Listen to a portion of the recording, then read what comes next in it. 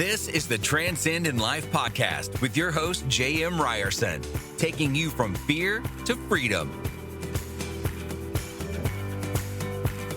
Hey, what's up, guys? Welcome back to Transcend in Life. You are on a Tuesday tune-up with the Ryersons.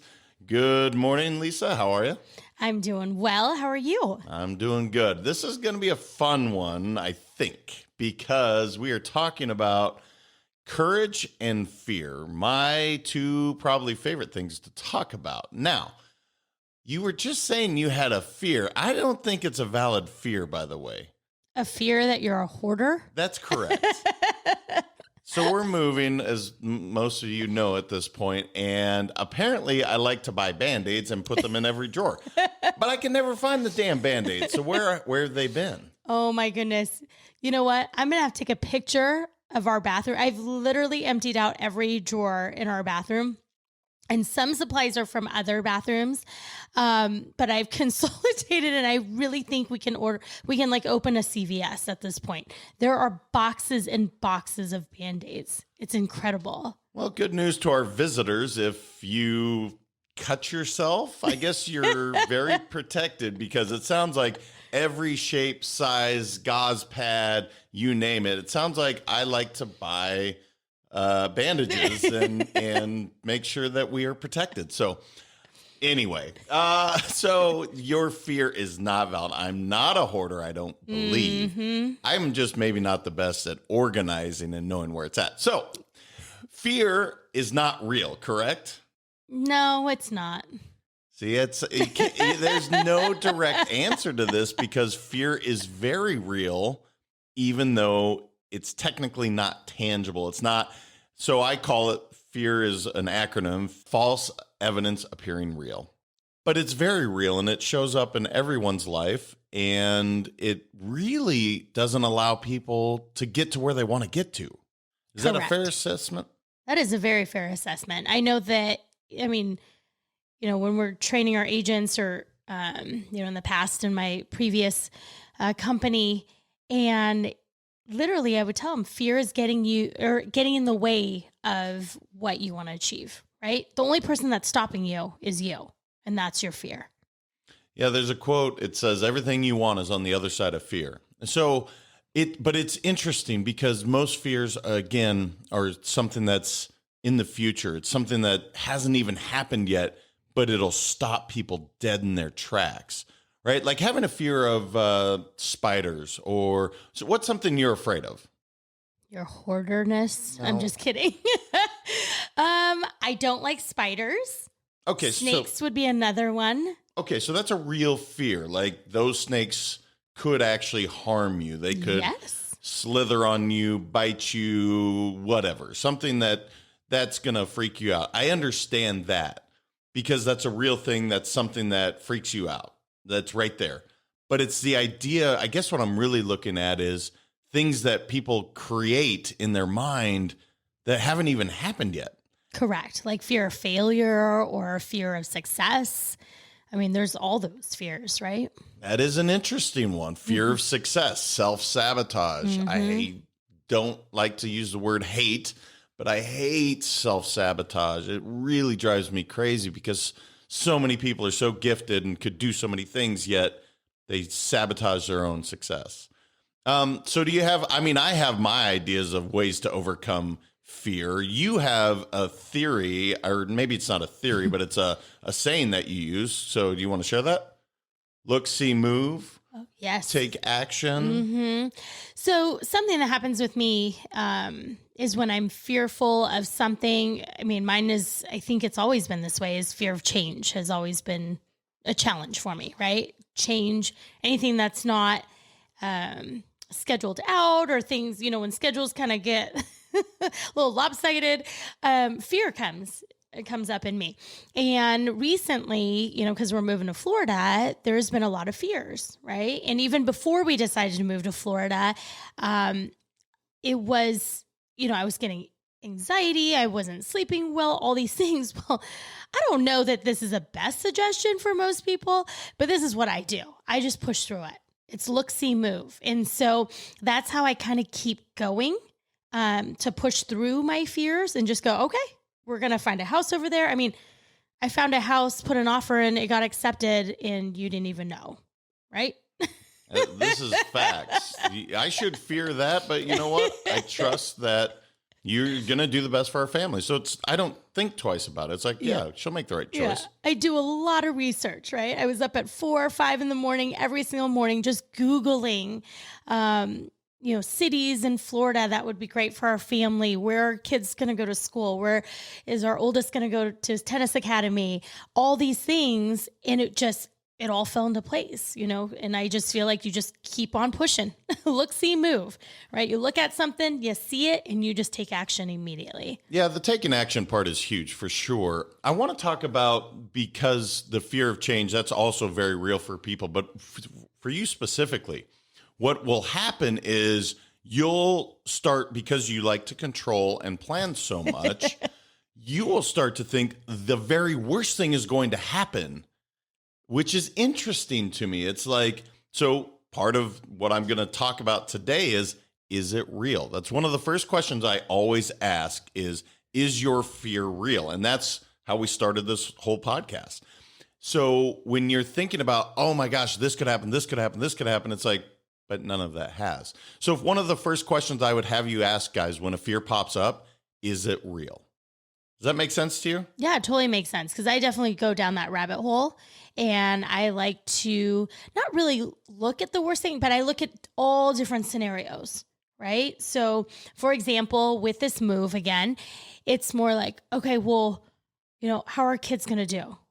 Like, is TJ going to love the tennis academy that we picked out for him? Is Trey going to love his new school and having new friends? I mean, we just moved him a new school this year. How's he going to do with that change? And it's interesting, because those are my fears, right? It's not their fears. It's my fears for them.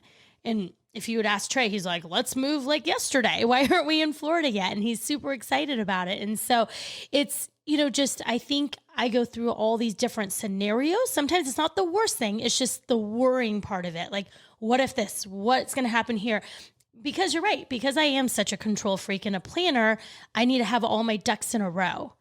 Maybe that's why I push through and Google everything and plan out everything. So once I have a plan, I feel much better about the change that's going to happen. No, it is interesting, because you went through the same scenario when we did move Trey to the new school. And how's he doing in this school? Oh, thriving and loving it. Just like he thrived in the school before, just like he'll thrive in the next school after. And I guess what you did mention, that I think this is important for any of us, certainly parents, don't lump that shit onto your kids. Right. That's easier said than done, though, right? Because you want to protect your kids. You want to make sure that, no, let me put you in that safe bubble where no one can harm you.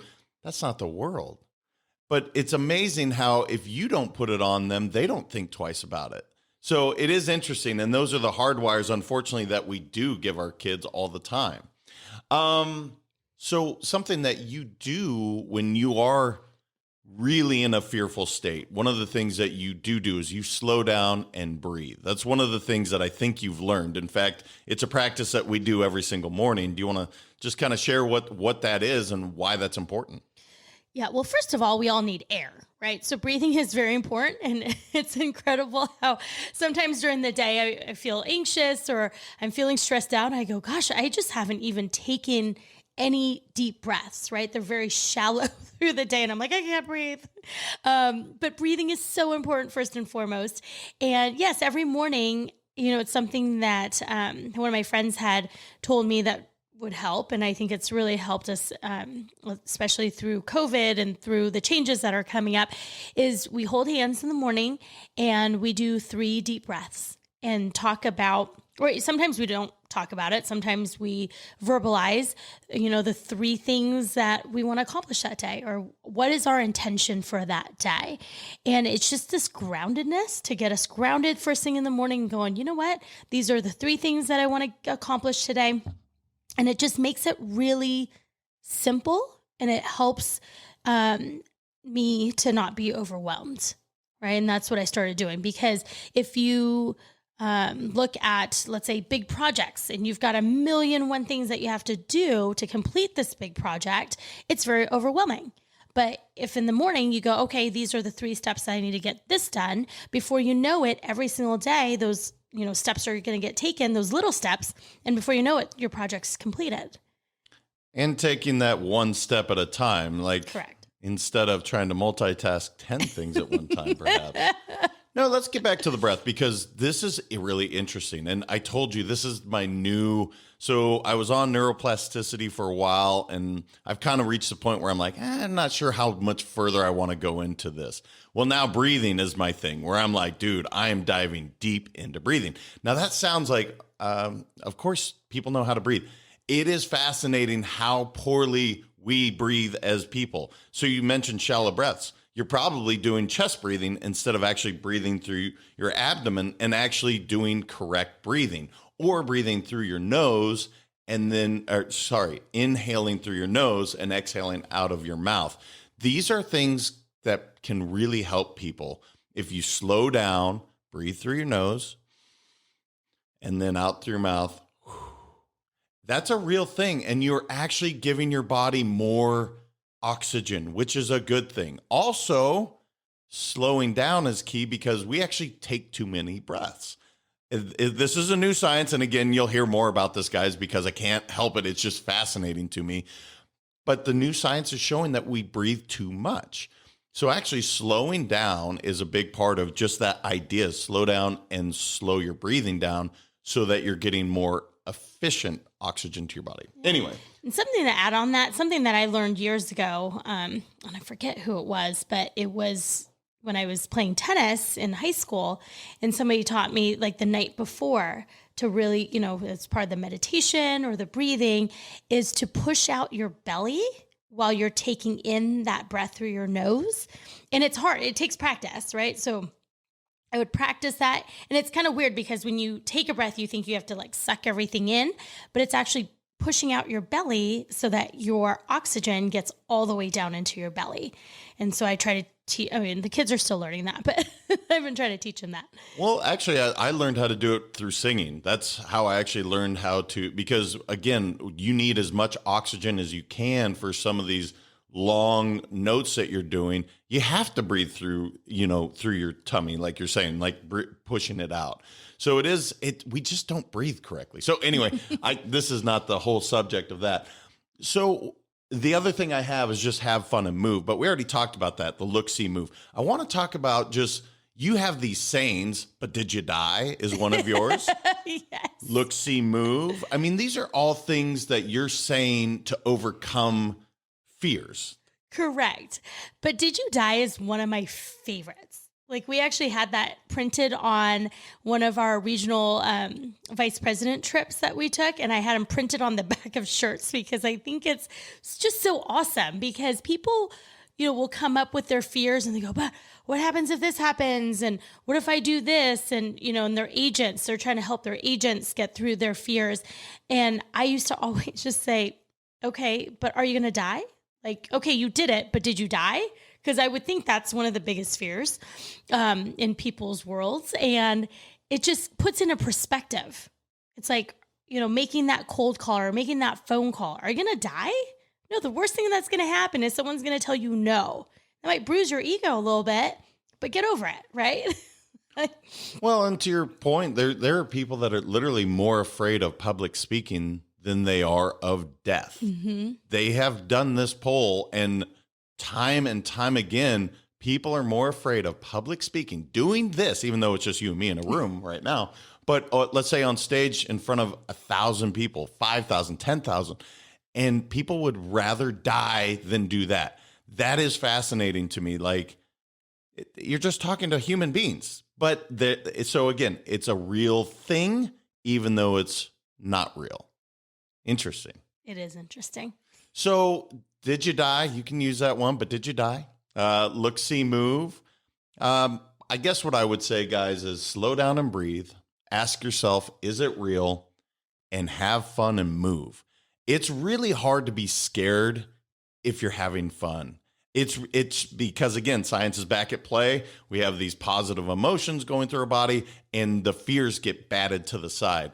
The last thing I guess I would leave you with, one of my favorite sayings is, courage is like a muscle. It gets stronger the more you use it. So whatever you are not doing today, that if you could just take that one step, a little piece of courage with you, do it, and then it'll get stronger the next day, the next day, the next day. The next thing you know, you're kicking fear's ass all the time. So anyway, I love this subject. I just think it's so prevalent in our world, and I want people to have some strategies to overcome it.